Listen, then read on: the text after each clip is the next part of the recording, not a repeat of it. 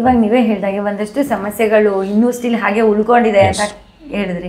ಹಾಗೆ ನಾವು ಅಬ್ಸರ್ವ್ ಕೂಡ ಮಾಡ್ತಿದೀವಿ. ನಾವು ಓದ್ತಿದ್ದಾಗ ಪಾಪ ಅವ್ರ ಪರಿಸ್ಥಿತಿ ಯಾವ ತರ ಇತ್ತೋ ಈಗ ಅದಕ್ಕಿಂತ ಚಿಂತಾಜನಕವಾಗಿದೆ ಅಂತಾನೆ ಹೇಳ್ಬೋದು. ಯಾಕಂದ್ರೆ ಒಂದಷ್ಟು ಬೇರೆ ಬೇರೆ ರೀತಿ ಚೇಂಜಸ್ ಆಗಿರ್ಬೋದು, ಮಾರ್ಪಾಡುಗಳು, ಹಾಗೆ ಎಲೆಕ್ಷನ್ ಡ್ಯೂಟಿಗಳಾಗಿರ್ಬೋದು. ನೀವು ಗುರುತಿಸಿರುವಂತಹ ಒಂದಷ್ಟು ಸಮಸ್ಯೆಗಳು ಯಾವುದು ಸರ್? ಒಂದು ಶಿಕ್ಷಕರ ಮನೆಯಲ್ಲಿ ಏನಾದರೂ ಒಂದು ಪಕ್ಷ ಹೆಲ್ತ್ ಪ್ರಾಬ್ಲಮ್ ಆಗ್ಬಿಟ್ರೆ, ಅವ್ರ ಸೀನಿಯರ್ಸ್ಗೂ ಅಥವಾ ಅವ್ರ ತಂದೆ ತಾಯಿಗೂ ಮಕ್ಕಳಿಗಾದರೆ ಅವ್ರಿಗೆ ಒಂದು ಹೆಲ್ತ್ ಕಾರ್ಡ್ ಬೆನಿಫಿಟ್ ಇಲ್ಲ ಪಾಪ.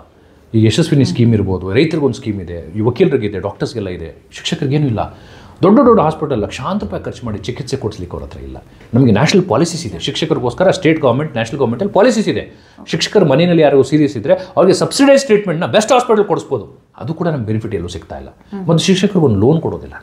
ಯಾಕಂದ್ರೆ ನಿಮ್ಮ ಸ್ಯಾಲ್ರಿನೇ ಕಮ್ಮಿ, ಲೋನ್ ಎಲ್ಲಿ ಸಿಗುತ್ತೆ ನಮಗೆ? ಲೋನ್ ಸಿಗಬೇಕು ಅಂತ ಪ್ರೈವೇಟ್ ಬ್ಯಾಂಕ್ ಹೋದರೆ ಒಂದು 25 ಪೇಜ್ ಡಾಕ್ಯುಮೆಂಟ್ಸ್ ಕೊಡ್ತಾರೆ. ಅದು ಹೋದಷ್ಟಲ್ಲಿ ನಾನು ಲೋನೇ ಬೇಡಪ್ಪ ಅಂತ ಅವ್ನು ವಾಪಸ್ ಬಂದುಬಿಡ್ತಾನೆ. ಹಾಗಾಗಿ ಆ ಟೆಕ್ನಿಕಲ್ ಇಶ್ಯೂಸ್ ಜಾಸ್ತಿ ಇದೆ. ಶಿಕ್ಷಕರಿಗೋಸ್ಕರ ಒಂದು ಬ್ಯಾಂಕ್ ಆಗಬೇಕು. ಮತ್ತು ಶಿಕ್ಷಕರಿಗೆ ಹೆಲ್ತ್ ಜೊತೆ ಸ್ಯಾಲ್ರಿ ತಾರತಮ್ಯ. ಪ್ರೈವೇಟ್ ಶಿಕ್ಷಕರಿಗೆ 8,000 9,000 ಕೊಡ್ತಾರೆ ಮೇಡಮ್. 10,000 12,000 ಭಾಳ ಬೇಸರ ಆಗುತ್ತೆ ನೋಡಿ.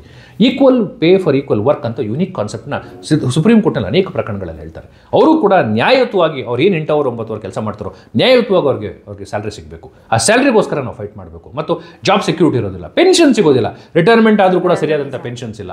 ಏನು ಮಾಡಬೇಕು? ಇಡೀ ವಯಸ್ಸಾದ ನಂತರ ಇಡೀ ಜೀವನದಲ್ಲಿ ಒಬ್ಬ ಶ್ರೇಷ್ಠವಾದಂಥ ಪ್ರಧಾನಮಂತ್ರಿ ಆಗ್ಬೋದು, ಶ್ರೇಷ್ಠವಾದಂಥ ವಿಜ್ಞಾನಿ ಆಗ್ಬೋದು, ಆತ ಕೂಡ ಒಬ್ಬ ಶಿಕ್ಷಕನಿಂದ ಶಿಕ್ಷಣ ತಗೊಂಡ್ಬಂದಿರ್ತಾರೆ. ಸೊ ಅವರೆಲ್ಲ ಫೌಂಡೇಶನ್. ಈ ಫೌಂಡೇಶನ್ನೇ ನಾವು ಮರ್ತುಬಿಟ್ಟು ಬರೀ ಬಿಲ್ಡಿಂಗ್ ಮೇಲೆ ಕಾನ್ಸಂಟ್ರೇಟ್ ಮಾಡಿದ್ರೆ ಹೇಗೆ? ಹಾಗಾಗಿ ನಾನು ಫೌಂಡೇಶನ್ ಬಗ್ಗೆ ಕಾನ್ಸಂಟ್ರೇಟ್ ಮಾಡ್ತಾ ಇದ್ದೀನಿ. ಶಿಕ್ಷಕರ ಜೀವನದಲ್ಲಿ ಬದಲಾವಣೆ ಆಗಬೇಕು. ಶಿಕ್ಷಕರಿಗೆಲ್ಲ ಸಮಸ್ಯೆ ಇರುವಂಥದ್ದು ಪೆನ್ಷನ್ ಇಶ್ಯೂ ಆಗ್ಬೋದು, ಸ್ಯಾಲ್ರಿನಲ್ಲಿರುವಂಥ ವೇಜ್ ಡಿಫ್ರೆನ್ಸ್ಗಳಿರ್ಬೋದು, ಹೆಲ್ತ್ ಬೆನಿಫಿಟ್ ಇರ್ಬೋದು, ಸ್ಕಾಲರ್ಶಿಪ್ಸ್. ಶಿಕ್ಷಕರ ಮಕ್ಕಳಲ್ಲಿ ಪ್ರತಿಭಾನ್ವಿತರಾಗಿರ್ತಾರೆ, ಎಷ್ಟು ಬ್ರಿಲಿಯಂಟ್ಸ್ ಇರ್ತಾರೆ ಶಿಕ್ಷಕರ ಮಕ್ಕಳು. ಅವರು ಉನ್ನತವಾದಂಥ ವ್ಯಾಸಂಗ ಮಾಡಬೇಕಾದ್ರೆ ಕೇಂದ್ರ ಸರ್ಕಾರ, ರಾಜ್ಯ ಸರ್ಕಾರಗಳಲ್ಲಿ ಪಾಲಿಸೀಸ್ ಇದೆ, ಸ್ಕಾಲರ್ಶಿಪ್ಸ್ಗಳನ್ನು ಕೊಡ್ತಾರೆ. ಎಲ್ಲಿ ಸಿಗ್ತಾ ಇದೆ? ಅಲ್ಲಿ ಶಕ್ತಿ ಇದೆ. ಅದನ್ನು ಕೂಡ ನಮ್ಮ ಶಿಕ್ಷಕರ ಮಕ್ಕಳು ಕೊಡಿಸ್ಬೇಕು. ಆವಾಗ ಏನಾಗುತ್ತೆ? ಅವ್ರಿಗೂ ಒಂದು ತೃಪ್ತಿ ಇರುತ್ತೆ. ನಾವು ಸಮಾಜಕ್ಕೆ ಒಳ್ಳೆ ಕೆಲಸ ಮಾಡ್ತಿದ್ದೀವಿ, ನಮ್ಮ ಮಕ್ಕಳಿಗೆ, ನಮ್ಮ ಪರಿವಾರಕ್ಕೂ ಕೂಡ ಏನೂ ಆಗ್ತದೆ. ಇವೆಲ್ಲವನ್ನೂ ಕೂಡ ಸರ್ಕಾರದ ಮಟ್ಟದಲ್ಲಿ ತೊಗೋಬೇಕು ಅಂದರೆ ನಿಮ್ಗೆ ಒಳ್ಳೆ ನಾಲೆಜ್ ಇರೋವಂಥವ್ನು, ನಿಮ್ಮ ಪರ ಗೊತ್ತಿರೋವಂಥವ್ನು, ನಿಮ್ಮ ಫ್ಯಾಮಿಲಿಗೆ ಸೇರಿದಂಥ ಒಬ್ಬ ಶಿಕ್ಷಕ ಬೇಕಲ್ವಾ? ಹಾಗಾಗಿ ಆ ಕ್ವಾಲಿಟಿ ನನ್ನಲ್ಲಿ ಇದೆ ಅಂತ ಹೇಳಿ ನಾನು ಶಿಕ್ಷಕರ ಕ್ಷೇತ್ರಕ್ಕೆ ಬರ್ತಾ ಇದ್ದೀನಿ. ಓಕೆ ಸರ್, ಈಗ ಈ ಎಲ್ಲ ಸಮಸ್ಯೆಗಳನ್ನ ಕನ್ಸಿಡರ್ ಮಾಡಿದ್ರೆ ಒಂದು ಕಡೆ ಶಿಕ್ಷಕರಿಗೆ ಪರ್ಸನಲ್ ಆಗಿ ಕೂಡ ತೊಂದರೆ ಆಗ್ತಿದೆ. ಹಾಗೆ ಶಿಕ್ಷಣದ ವಿಷಯಕ್ಕೆ ಬಂದ್ರೂ ಕೂಡ ಈಗ ಅವ್ರು ಪಾಠ ಮಾಡ್ಬೇಕಾರಾಗ್ಲಿ, ಯಾಕಂದ್ರೆ ನಾವೇ ನೋಡ್ದಂಗೆ 5 ವರ್ಷಕ್ಕೊಂದ್ಸತಿ ಪಠ್ಯ ಪುಸ್ತಕ ಪರಿಷ್ಕರಣೆ ಆಗ್ತಾ ಇದೆ. ಮತ್ತೆ ಇನ್ನು 5 ವರ್ಷಕ್ಕೆ ಇನ್ನೊಂಥರ ಆಗುತ್ತೆ. ಯಾರೋ ಪಾರ್ಟಿ ಬರ್ತಾರೆ, ಇನ್ನೊಂದು ಚೇಂಜ್ ಮಾಡ್ತಾರೆ, ಇನ್ಯಾರೋ ಬರ್ತಾರೆ, ಇನ್ನೊಂದು ಚೇಂಜ್ ಮಾಡ್ತಾರೆ. ಸರ್, ಈ ಪ್ರಾಬ್ಲಮ್ ಬಗ್ಗೆ ನೀವೇನು ಹೇಳಕ್ಕೆ ಇಷ್ಟಪಡ್ತೀರಾ? ನೋಡಿ, ಅದು ತುಂಬ ದೊಡ್ಡ ಪ್ರಾಬ್ಲಮ್ ಇದೆ.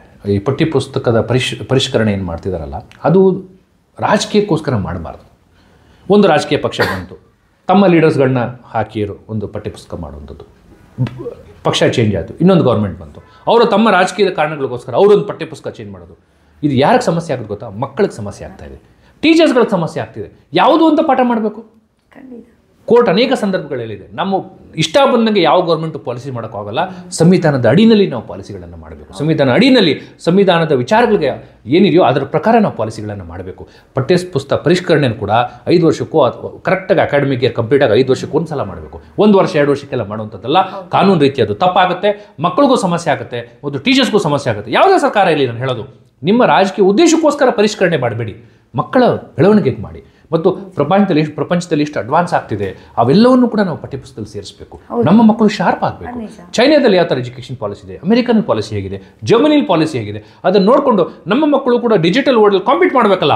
ಆ ಥರ ಅದ್ಭುತವಾದಂಥ ಒಂದು ನೀವು ಸಿಲೆಬಸ್ಸನ್ನು ಡಿಸೈನ್ ಮಾಡಿ. ಬರೀ ನೀವು ನಮ್ಮ ಪಕ್ಷದ ಫಿಲಾಸಫಿ, ನಿಮ್ಮ ಪಕ್ಷದ ಫಿಲಾಸಫಿ ಅಂತ ಬರೀ ರಾಜಕೀಯ ಕಿತ್ತಾಡಿದ್ರೆ ಬಲಿಪೋಷ ಹೋಗೋದು ನಮ್ಮ ಮಕ್ಕಳೇ. ಹಾಗಾಗಿ ಅದನ್ನು ನಿಜವಾಗ್ಲೂ ಖಂಡಿಸ್ತೀನಿ. ಅದು ಆ ಥರ ಆಗಬಾರ್ದು. ಹೌದು ಸರ್, ನನಗೂ ಕೂಡ ಅನ್ಸಿದ್ದಾರೆ ಸರ್. ಈಗ ಹಿಸ್ಟ್ರಿ ತಿಳ್ಕೋಬೇಕು, ನಿಜ ನಾವೇನೇ ಸಾಧನೆ ಮಾಡ್ಬೇಕು ಅಂದ್ರೂ ಹಿಸ್ಟ್ರಿ ತಿಳ್ಕೋಬೇಕು ನಾವು. ಆದ್ರೆ ಇಷ್ಟೆಲ್ಲ ಬೇಕಾ? ಅವ್ನು ಆ ವರ್ಷದಲ್ಲಿ ಅಲ್ಲಿಗೆ ಬಂದ, ದಂಡೆತ್ತಿದ, ಇನ್ನೊಂದೇನೋ ಮಾಡ. ನಮ್ಮ IAS ಎಕ್ಸಾಮ್ಗೆ ಹೆಲ್ಪ್ ಆಗುತ್ತೆ, KSಗೆ ಹೆಲ್ಪ್ ಆಗುತ್ತೆ ಹೊರತು ಇನ್ನು ನಾವು ಈಗ ದಿನನಿತ್ಯ ಮಾಡ್ತಿರೋ ಎಲ್ಲ ಕೆಲಸಗಳಲ್ಲಾಗ್ಲಿ ಅಥವಾ ಈಗ ITBTಗೆ ಹೋಗಿ ಎಷ್ಟೊಂದು ಲಕ್ಷಗಟ್ಟಲೆ ದುಡಿತಾರೆ, ಅಂಥವ್ರಿಗಾಗ್ಲಿ ಎಲ್ಲೂ ಹೆಲ್ಪ್ ಆಗ್ತಿಲ್ಲ.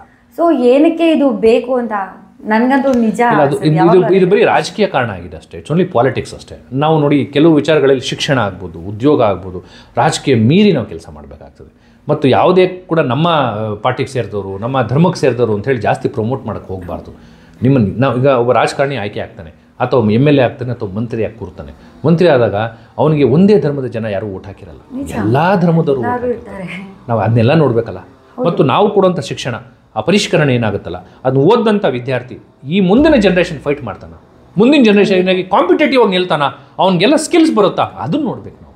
ಅವ್ರು ಏನೋ ಮಾಡಿದ್ದಾರೆ, ನಾವು ಬದಲಾವಣೆ ಮಾಡ್ತೀವಿ, ಇವ್ರು ಹೋದ್ರು, ಇನ್ನೊಬ್ಬರು ಬಂದರು, ನೀನು ಮಾಡಿದ್ಯಾ, ನಾನು ಬದಲಾವಣೆ ಮಾಡಿ. ನೀವು ಈ ಬರೀ ರಾಜಕೀಯ ಕಾರಣ ಕೊಡ್ತಾ ಹೋದರೆ ಮತ್ತು ನಮ್ಮ ಮಕ್ಕಳಿಗೆ ಸಮಸ್ಯೆ ಆದರೆ ಸಮಾಜದಲ್ಲಿ ಮುಂದಿನ ಪೀಳಿಗೆಗೆ ಭಾಳಷ್ಟು ಏಟು ಬೀಳ್ತದೆ. ಅದು ನಿಜವಾಗ್ಲೂ ಅದು ನಾವು ಮಾಡ್ತಿರೋ ಅತಿ ದೊಡ್ಡ ಪಾಪ. ಅದು ಆ ಪಾಪಕ್ಕೆ ಮುಂದಕ್ಕೆ ಎಲ್ಲರೂ ಪ್ರಾಯಶ್ಚಿತ್ತ ಪಡಬೇಕಾಗ್ತದೆ.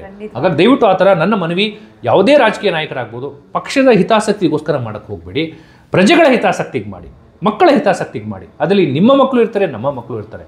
ಹಾಗಾಗಿ ಶಿಕ್ಷಣ ಇದನ್ನು ದಯವಿಟ್ಟು ರಾಜಕೀಯದಿಂದ ಆಚೆ ತರೋಣ. ಬೇರೆ ವಿಚಾರಗಳು ತಾವು ರಾಜಕೀಯ ಮಾಡಿ, ನಿಮ್ಮ ಪಾಲಿಸೀಸ್ ಮಾಡ್ತೀರಿ, ಒಳ್ಳೊಳ್ಳೆ ಪಾಲಿಸೀಸ್ ಸರ್ಕಾರಕ್ಕೋಸ್ಕರ. ವಿಮೆನ್ ಬಗ್ಗೆ ಒಂದು ಪಾಲಿಸಿ ಮಾಡಿದ್ದೀರಿ, ಆ ಮಹಿಳೆಯರಿಗೆ ಒಂದು ಒಳ್ಳೆ ಉಚಿತ ಬಸ್ ಪಾಸ್ ಕೊಟ್ಟಿರಿ, ಬಸ್ ಫೆಸಿಲಿಟಿ ಕೊಟ್ಟಿದ್ದೀರಿ, ಮತ್ತು ಆಕೆಗೆ ಸಹಾಯಧನ ಕೊಡ್ತಿದ್ದೀರಿ. ಒಳ್ಳೊಳ್ಳೆ ಪಾಲಿಸೀಸ್. ನಿಮ್ಗೆ ಏನು ಅನ್ಸುತ್ತೆ? ಮಹಿಳೆಯರ ಸಬಲೀಕರಣಕ್ಕೆ ಮತ್ತು ಮಹಿಳೆಯರಿಗೆ ಸ್ಕಾಲರ್ಶಿಪ್ಸ್ ಕೊಡಿ. ನಾನು ಹೇಳೋದು ಮಹಿಳೆಯರ ಬೆಳವಣಿಗೆ ಭಾಳಷ್ಟು ಮುಖ್ಯ ಇದೆ ಇವತ್ತಿನ ದಿವಸ. ಈಗ ಒಂದು MBBS ಓದಬೇಕು ಅಂದರೆ ಲಕ್ಷಾಂತರ ರೂಪಾಯಿ ಖರ್ಚಾಗುತ್ತೆ. ಅದರಲ್ಲಿ 30% ಮಹಿಳೆಯರಿಗೆ ನೀವು ರಿಸರ್ವೇಷನ್ ಕೊಡಿ. ಯಾಕಾಗಲ್ಲ? ಮಹಿಳೆಯರು ಬರ್ತಾರೆ, ಡಾಕ್ಟರ್ಸ್ ಆಗಲಿ. ಮಹಿಳೆಯರಿಗೆ ನೀವು ಜುಡಿಷಿಯಲ್ ಪೊಸಿಷನ್ಸ್ ಕೊಡಿ, ಮಹಿಳೆಯರಿಗೆ ಮಂತ್ರಿ ಪದವಿ ಕೊಡಿ. ಈಗ ನಮ್ಮ ಸರ್ಕಾರ ತಗೊಳ್ಳಿ, ಈಗ ಕಾಂಗ್ರೆಸ್ ಸರ್ಕಾರ ಇದೆ, ಮಹಿಳೆಯರಿಗೆ ಒಬ್ಬ ಮಂತ್ರಿಯನ್ನು ಕೊಟ್ಟಿದ್ದಾರೆ. ಇದು ಎಷ್ಟು ಮಟ್ಟಿಗೆ ಸಮಂಜಸ ಇದೆ? ಒಂದು 5 ಮಂದಿ ಮಹಿಳೆಯರಿಗೆ ಕೊಡಿ ನೀವು, ಅಲ್ವಾ? ಹಾಗಾಗಿ ಮಹಿಳೆಯರನ್ನ ಬರೀ ನಾವು ಮಾತಲ್ಲಿ ನಾವು ರಿಸರ್ವೇಷನ್ ಕೊಡುವಂಥದ್ದಲ್ಲ, ಕಾರ್ಯಚಟುವಟಿಕೆಯಲ್ಲಿ ರಿಸರ್ವೇಷನ್ ಕೊಡಬೇಕು. ಒಳ್ಳೊಳ್ಳೆ ಪೊಸಿಷನ್ಗಳೇ ಮಹಿಳೆಯರಿಗೆ ಕೊಡಬೇಕು, ಮಹಿಳೆಯರಿಗೆ ಅವಕಾಶ ಸಿಗಬೇಕು. ಆಗ ನಿಜವಾಗ್ಲೂ ಸಮಾಜ ನಿಜವಾಗ್ಲೂ ಉದ್ಧಾರ ಆಗ್ತದೆ. That's my personal opinion.